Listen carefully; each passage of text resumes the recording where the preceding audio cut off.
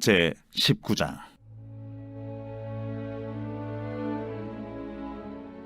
여호와께서 모세에게 말씀하여 이르시되, 너는 이스라엘 자손의 온 회중에게 말하 이르라. 너희는 거룩하라. 이는 나 여호와 너희 하나님이 거룩함이니라. 너희 각 사람은 부모를 경외하고 나의 안식일을 지키라.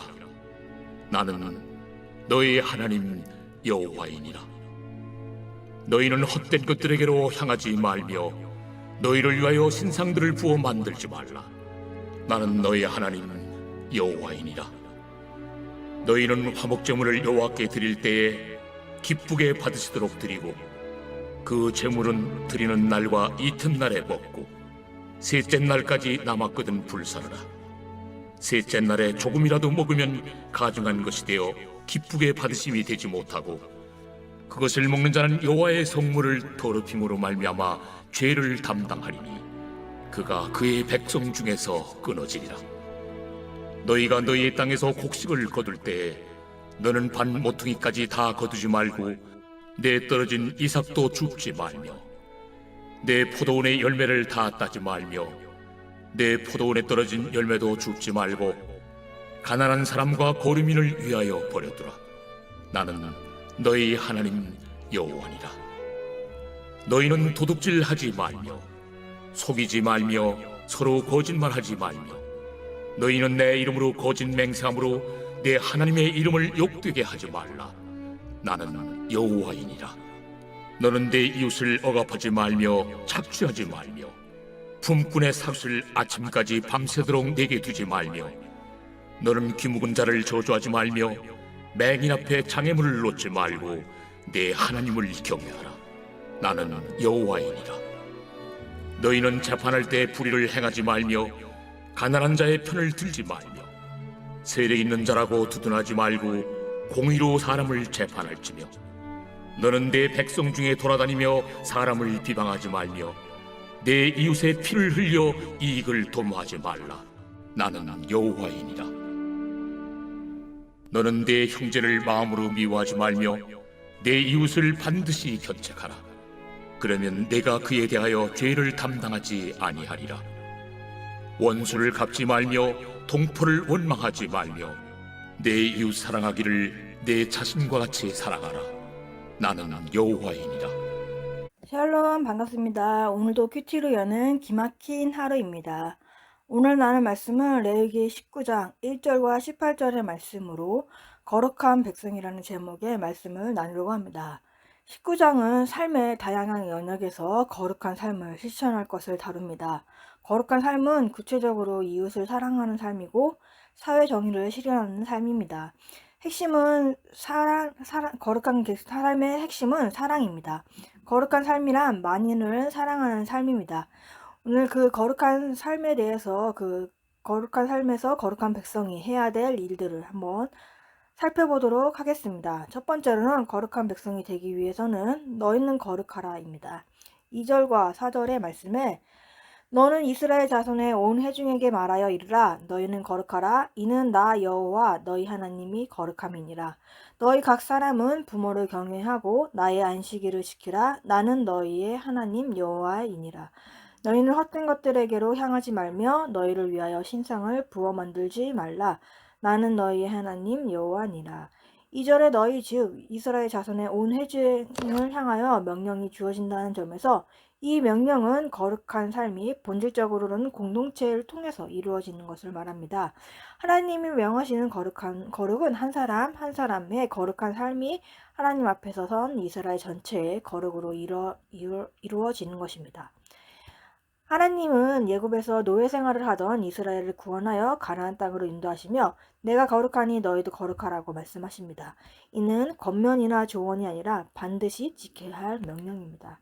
세상에서 살아가지만 세상에 동화되지 않고 세상을 하나님의 나라로 변화시켜 나가는 사람이 곧 하나님 나라의 거룩한 백성인 것입니다. 거룩한 주의 백성은 부모를 경외하고 안식일을 지키며 헛된 우상에 마음을 빼앗지 말아야 합니다. 부모를 공경하다에서 공경은 히브리 단어로 하나님을 대하는 태도에 쓰이는 경외라는 단어와 동일시됩니다. 이는 부모를 대하기를 하나님에게 하듯이 하라는 의미입니다. 부모는 자녀에게 있어서 하나님을 대리하는 자로서 하나님이 세우신 사람입니다. 하나님을 경외하는 첫걸음은 부모를 경외하는 것입니다. 부모가 하나님처럼 우리를 주관하고 또 권위 있기에 경외하는 것이 아니라 나이 들어 약해진 부모를 경외하는 것야말로 하나님을 경외하는 것입니다. 존경할 수 있고 능력이 있고 인격이 좋아서 경외하는 게 아닙니다. 하나님을 경외하는 것은 눈앞에 연약해진 부모님을 경외하는 것으로 이어지는 것입니다. 하나님을 경외하는 것으로서 안식일을 거룩하게 지키는 것입니다. 안식일을 거룩하게 지키는 것은 곧 하나님을 창조주로서 구원자로서 바르게 예배하는 것이기 때문입니다. 안식일은 하나님이 세상을 지으시기를 마치신 후에 쉬신 날이면서 자신도 쉬고 종과 동물도 쉬는 날입니다. 그러므로 안식일을 지켜 쉬는 것은 하나님을 본받는 거룩함의 중요한 부분입니다. 우상 숭배하지 말라는 것은 레위기 19장에 나는 여호와니라의 구절이 15번이나 나옵니다. 오직 여호와 하나님만 바라고 그 외에 어떠한 신들도 섬기지 말라는 것입니다. 우상들은 금과 은으로 만들지만 여호와의 재앙의 날에 이것들은 무용지물일 뿐입니다. 이것들의 본질은 너희를 위하여 만들어진 곧 자신의 욕심과 욕망을 성취하기 위한 수단인 것입니다. 여호와께서 명령하신 것은 그 규례와 법도를 지켜 여호와의 거룩한 백성으로 사는 것이지만 이스라엘은 실제로 그들의 현실에서는 끊임없이 우상을 바라보고 만들었습니다. 이렇게 말 못하는 우상에게 자신들의 욕심을 구하고 자신들의 필요를 구합니다. 하나님이 금하신 종교의 본질인 것입니다. 우상 숭배는 이웃보다는 자신이 만들어 섬기는 모든 것을 초점을 기울이며 실상은 자신의 욕망에 모든 초점을 기울인다고 할 수 있습니다. 지금 살펴본 것은 3절에서 있는 4절은 10계명의 핵심 계명을 요약해 드렸는데요. 부모를 공경하라는 것은 5계명을 말하고 안식일을 지키라는 것은 4계명을 말하고 나는 여호와다라는 것은 1계명, 우상을 섬기지 말라는 것은 2계명을 말합니다. 거룩한 삶의 처음에는 10계명 가운데 4개의 계명이 거론이 되는 것입니다. 하나님 앞에서 거룩한 삶의 근본은 하나님을 바르게 경배하는 삶이며 이것이 10계명의 첫 번째인 4계명에서 제시하고 있습니다. 거룩은 세상과 구별되어 하나님 편에 서는 것입니다. 구별된 삶은 하나님을 사랑하는 것으로 나타납니다. 그 사랑은 순종으로 증명이 되는데요. 순종으로 거룩하신 하나님을 닮아가는 것입니다. 적용 질문으로는 거룩한 삶을 살고자 안식일을 지키는 것은 소홀히 하고 부모님의 능력과 인격만 보고 원망하지 않습니까? 내가 가정, 직장, 공동체에서 하나님의 백성답게 구별하여 가져야 할 태도는 무엇입니까? 두 번째는 거룩한 백성이 되기 위해서는 죽지 말고 버려두어야 합니다. 9절과 10절 너희가 너희의 땅에서 곡식을 거둘 때에 너는 발 모퉁이까지 다 거두지 말고 내 떨어진 이삭도 줍지 말며 내 포도원의 열매를 다 따지 말며 내 포도원에 떨어진 열매도 줍지 말고 가나안 사람과 거르면을 위하여 버려두라. 나는 너희의 하나님 여호와니라. 여기서는 화목제물을 잘 처리하고 씻을 때는 가난한 자를 배려해야 합니다. 화목제물은 제물로 바친 고기 중 일부를 다른 사람과 나눠 먹을 수 있는 유일한 제사입니다. 화목제물은 제사가 드려진 날과 이튿날에 먹어야 하고 3일째 되는 날에는 먹을 수 없기 때문에 남은 것을 불살라야 합니다. 만일 감추고자 한다면 얼마든지 가능합니다. 따라서 본인만이 알 수 있는 은밀한 일에서도 하나님의 말씀에 순종하는 것이 하나님을 경외하는 것입니다. 거룩하신 하나님의 공동체가 되기 위해서는 연약한 이웃을 배려하는 것에서 그 정체성을 확인할 수 있습니다. 곡식을 거둘 때 발모퉁이까지 다 거둬서는 안 되며 포도원의 열매도 다 따지 않고 떨어진 열매도 줍지 않아야 합니다. 모두가 연약한 이웃에 대한 배려입니다. 룻기에서는 성실한 의의 모습을 본 보아스는 일꾼들에게 곡식 나발에서 일부러 뽑아낸 곡식을 바닥에 많이 흘려 놓으라고 지시합니다. 또 밭에서 이삭을 넉넉히 남겨둘 뿐 아니라 낫지를 하지 않는 모퉁이 구역을 넓게 산정하여 가지에 많은 포도송이를 남겨두는 자비심을 품어야 합니다. 거룩은 모퉁이가 남기기를 통해 표현됩니다. 모퉁이를 남길 수 있게 하는 것은 다름 아닌 하나님에 향한 신앙입니다. 하나님만이 우리 삶을 주관하시고 지탱하시는 분임을 믿을 때 미래의 불확실함에서 오는 불안에서 불구하고 우리는 우리가 지닌 밭에 모퉁이를 남길 수 있고 그러한 믿음의 근거로 남길 모퉁이 양이 더욱더 많아지게 됩니다. 곡식과 포도원의 열매를 거둘 때 가난한 이웃을 위해 일부를 남겨두는 것은 하나님께 받은 은혜를 약자에게 베푸는 의미입니다. 이웃을 사랑하는 것이 곧 하나님 사랑을 실천하는 길이기 때문입니다. 적용 질문으로는 예수님을 본받아 이웃을 주께 인도하고자 시간과 물질, 은사를 아낌없이 드립니까? 주변의 어려운 이웃을 생각하고 있습니까? 세 번째로는 거룩한 백성이 되려면 내 자신과 같이 사랑해야 합니다. 17절과 18절 너는 내 형제를 마음으로 미워하지 말며 내 이웃을 반드시 견책하라. 그러면 내가 그에 대하여 그 죄를 담당하지 아니하리라. 원수를 갚지 말며 동포를 미워하지 말며 내 이웃을 사랑하기를 내 자신과 같이 사랑하라. 나는 여호와니라. 공동체를 세우기 위해 타인을 배려하고 약자를 보호하는 법들이 나오고 있습니다. 언약 백성은 도둑질과 속임수, 거짓말로 상대를 해쳐서는 안 됩니다. 도둑질하고 거짓말하는 행위는 하나님의 이름을 욕되게 하는 것입니다.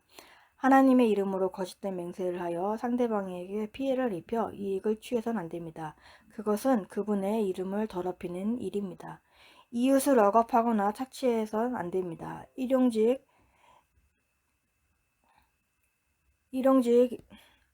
노동자의 일당을 아침까지 주지 않은 일은 없어야 합니다. 장애인을 보살펴야 하며 법적으로서 재판의 왜곡이나 무고한 피 흘림이 없도록 주의해야 합니다. 이웃을 비방하거나 이웃을 이익을 위해 이웃의 피를 흘려서는 안 되며 형제를 미워하면 안 됩니다.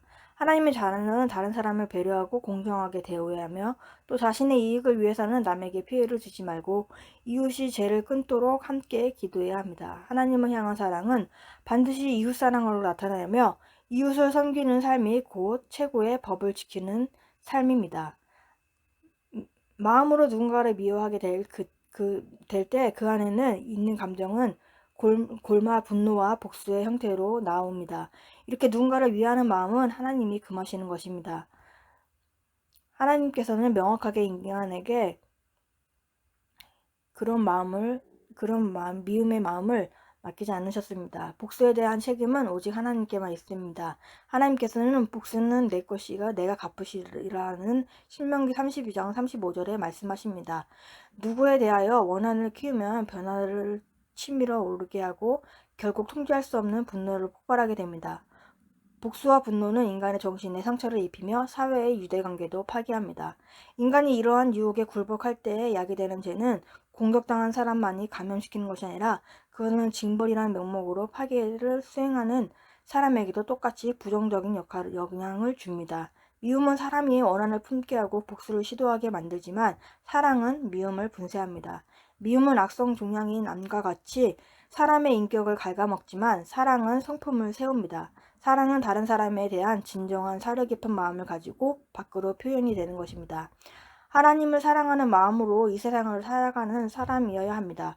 그런 사람은 자연스럽게 이웃을 향해서도 사랑하게 됩니다. 마태복음 22장 37절에서 39절에 예수께서 이르시되 내 마음을 다하고 목숨을 다하고 뜻을 다하여 주 너의 하나님을 사랑하라 하셨으니 이것이 크고 첫째 되는 계명이요 줄 때도 그와 같이 내 이웃을 내 자신과 같이 사랑하라 하셨으니 내 곁에 보내주신 이웃을 사랑하는 것이 곧 하나님을 사랑하는 것입니다. 사도 바울은 누구든지 자기의 유익을 구하지 않고 남의 유익을 구하라고 고린도전서 10장 24절에 말씀합니다. 그리스도인은 하나님을 경외하는 것과 동시에 부모를 공경하며 이웃을 사랑하기를 내 자신과 같이 사랑해야 합니다. 거룩한 백성은 이웃을 자신과 같이 사랑합니다. 예수님은 하나님 아버지가 온전한 것처럼 너희도 온전하라고 말씀하시며 원수까지 사랑하는 것이 그분의 자녀의 삶이라고 하셨습니다. 이때 온전함은 거룩의 핵심 개념입니다. 마태복음 7장 12절 그러므로 무엇이든 남에게 대접을 받고자 하는 대로 너도 남을 대접하라. 이것이 율법이요 선지자니라 라는 말이 있습니다. 거룩한 삶이라는 많은 만인을 사랑하는 삶인 것입니다. 저는 오빠를 사랑으로 섬기지 못했습니다. 오빠가 완벽하지 않고 빈틈이 많음에 정죄가 되는 일들이 많았습니다. 그래서 비방하는 모습들이 많았습니다. 근데 요즘에는 잔소리를 멈추고 있습니다. 오빠가 깐족되면 예전과 같이 반박하면서 이야기를 하지만은 참고 말을 하지 않고, 직장에서도 있는 이야기를 나누면 예전 같으면 훈수를 두면서 이야기를 하지만 이제는 말을 참으면서 잔소리를 하지 않고 있습니다. 그러면 어머님이 옆에서 이제 오빠에게 이제 훈수를 두고 얘기를 다 해주시고 있습니다. 최근에 양육을 받으면서 제가 이제 오빠에 대해서 정죄감과 비방을 하고 있다라고 말씀을 했을 때, 오빠가 그렇게 빈틈이 많고 완벽하지 않다는 말을 드렸을 때, 목사님이 제가 오빠를 보는 시선으로 목사님이 저를 본다고 말씀하십니다. 저도 오빠와 같이 빈틈이 많고 실수를 많이 한다고 이야기를 해주셨습니다. 그래서 저는 오빠의 안 되는 모습을 정죄하고 있었지만은, 저도 그렇게 안 되는 부분이 많고 이렇게 실수가 많다는 것을 알게 하였습니다. 그래서 제가 다른 사람을 보는 것을 정죄하고 판단했지만은, 누군가 다른 사람도 나도 나에게서 그런 오빠의 모습을 볼 수 있다는 것을 깨닫게 해 주셨습니다. 그래서 제가 가족들을 옳고 그름을 판단하지 않고 주님의 사랑으로서 섬기길 원합니다. 이웃을 비방하거나 원망하기 전에 나를 구원해 주신 주님의 크신 은혜를 기억해야 합니다. 원수를 갚지 말고 이웃을 나 자신과 같이 사랑하라고 하십니다. 적은 질문은, 이웃과의 관계에서 내가 멈춰야 할 악행은 무엇입니까? 이웃사랑이 최고의 법이라는 말씀이 얼마나 인정이 됩니까? 6월 1일 보석상자입니다. 능력보다 위대한 것이 질서인데, 질서를 통해 십자가를 배우고 십자가의 순종을 배우는 것이 사랑을 배우는 것입니다. 기도하겠습니다. 하나님 아버지 감사합니다. 오늘도 말씀을 허락하심에 감사합니다. 저는 사람을 사랑할 수도 없고 품을 수도 없는 사람임을 회개합니다. 주님께서 받은 그 사랑과 은혜를 제가 우리 가정에 잘 흘려보내는 사람이 되게 하여 주옵시고, 믿음으로 잘 섬길 수 있도록 주님께서 함께하여 주시옵소서. 거룩한 백성이 되기 위해서는 구별되는 삶을 살게 하여 주옵시고, 부모님의 능력과 인격을 원망하지 않고 하나님을 경외하듯이 부모님을 경외하게 하여 주옵소서. 이웃을 사랑함으로 하나님의 사랑을 실천하게 하여 주옵소서. 우리는 사랑을 하지 못하고 미워하고 있는 지체를 위해 기도합니다. 우리에겐 사랑이 없음을 회개하며 사랑할 수 있게 하여 주옵시고, 주님의 사랑으로서 그들을 섬길 수 있도록 도와주시옵소서. 나 자신을 사랑하듯이 다른 사람을 사랑할 수 있는 마음을 허락하여 주옵소서. 거룩한 백성으로서 약자를 돌보고 배려할 수 있는 삶을 살게 하여 주옵소서. 오늘도 말씀으로 살아가는 하루가 되게 하시고 주님의 은혜를 부어 주옵소서. 예수 그리스도의 이름으로 기도합니다. 아멘.